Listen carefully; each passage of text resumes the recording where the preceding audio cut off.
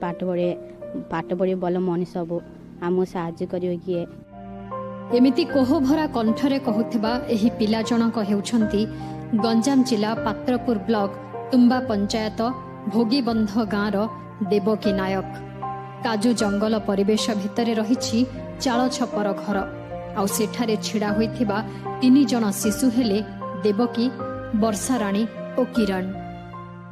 ଆମ ଭାଇ ଭଉଣୀ 5 ଜଣ, 3 ଜଣ ଅଛନ୍ତି, ଆମେ 3 ଜଣ ଯାଇଛୁ। ଆମ ମା ରୁଆକୁ ଯାଇଥିଲେ, ସେ ଆସିଲା ଗୋଟେ ରାତି ଆଉ ରହିଲା, ତାପରେ ଖାଇଲେ, ଖାଇ ଶୋଇଲାକୁ ତାପରେ ପାଣି ଥରେ ମରିଗଲେ। ତାପରେ ସେ ମରିଲା, ତାପରେ ତାର ସବୁ କାର୍ଯ୍ୟ ଇଏ କରିକି ମାସେ ଲେନା ଆମ ବାପା ମରିଗଲେ। ବାପା ବି ସେ ଏମିତି ଶୋଇଥିଲେ, ଆଉ ରାତିରେ କିଛି ଚୁବେଇ ଦେଲେ ବୋଲି କହିଲେ, ତାପରେ ଆଉ ଆମେ ଯାଇକି କାହାକୁ ଡାକି ଆଣି ବସୁ କଲାକୁ ସେତେବେଳକୁ ମରିଗଲେ। କେମିତି ରହୁଛୁ ବୋଲେ ସେ ଆଉ ସେମିତି ରହୁଛୁ, ଆମେ ଆସୁଛୁ ତ ସେମିତି ହେଇକି ରହୁଛୁ, ଆଉ ଆମେ ବି ଏବେ ରହିବୁ, କାଲି ପରଦିନ ବାହାରି ଯିବୁ ଗାଁକୁ। ଦର୍ଶକ ବନ୍ଧୁ, ଟିକେ ତାଙ୍କ ଅବସ୍ଥାକୁ ଆସିକି ଦେଖନ୍ତୁ। ମା ବାପା ଛେଉଣ୍ଡ ହୋଇସାରିଛନ୍ତି ଏ ପିଲାମାନେ।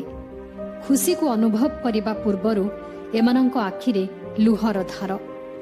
ବାପା କୁଶନ ନାୟକ ଓ ମା ମାଳାବତୀଙ୍କର ମୃତ୍ୟୁ ପରେ ଏମାନେ ଏବେ ଅନାଥ। ଭୋଗୀବନ୍ଧ ଗାଁର କୁଶନ ନାୟକଙ୍କର 5 ଝିଅ, 1 ପୁଅ।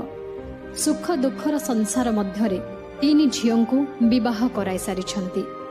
ଗଲା ଅଗଷ୍ଟ 12 ତାରିଖରେ ମାଙ୍କର ମୃତ୍ୟୁ ହୋଇଯାଇଥିଲା। କିଛି ନଥାଇ ହଠାତ୍ ସେପ୍ଟେମ୍ବର 20 ତାରିଖରେ ବାପାଙ୍କର ମୃତ୍ୟୁ ଘଟିଲା।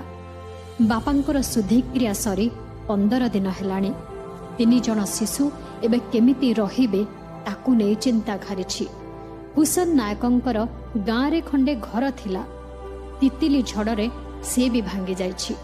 ଆଉ ଏହାପରେ ନିଜ କାଜୁ ଜଙ୍ଗଲରେ କୁଡ଼ିଆ ଘରଟିଏ କରି ରହୁଥିଲେ କିଶନ।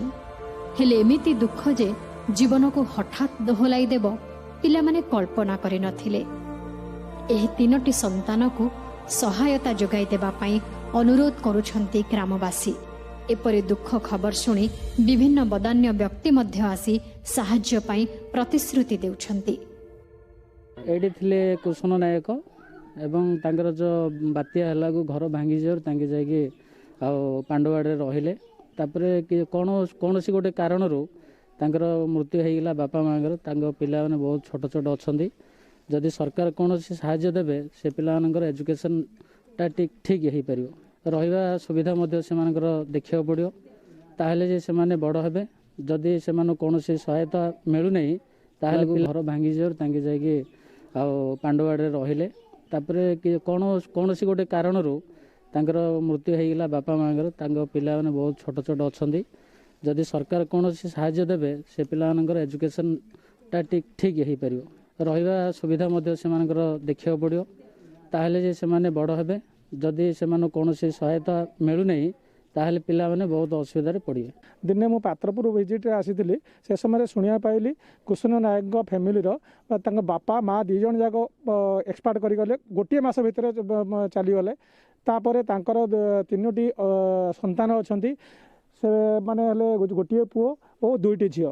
ଜଣେ 7ମ କ୍ଲାସରେ ପାଠ ପଢ଼ୁଛନ୍ତି, ଆଉ ଜଣେ 3ୟ କ୍ଲାସରେ ପାଠ ପଢ଼ୁଛନ୍ତି। ଆଉ ତାଙ୍କର ଘର ବୋଲି କିଛି ନାହିଁ, ଜମିବାଡ଼ି ସେମିତି କିଛି ନାହିଁ। ସେମାନେ ଚଳିବାକୁ ବହୁତ ଅକ୍ଷମ।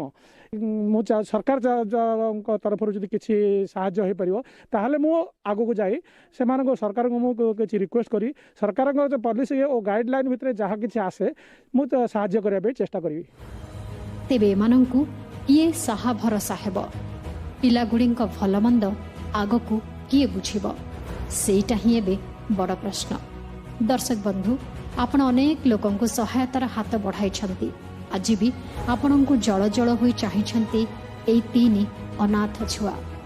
ଭିଡ଼ିଓକୁ ସେୟାର କରନ୍ତୁ, ପିଲାଙ୍କ ପାଇଁ ପ୍ରାର୍ଥନା କରନ୍ତୁ।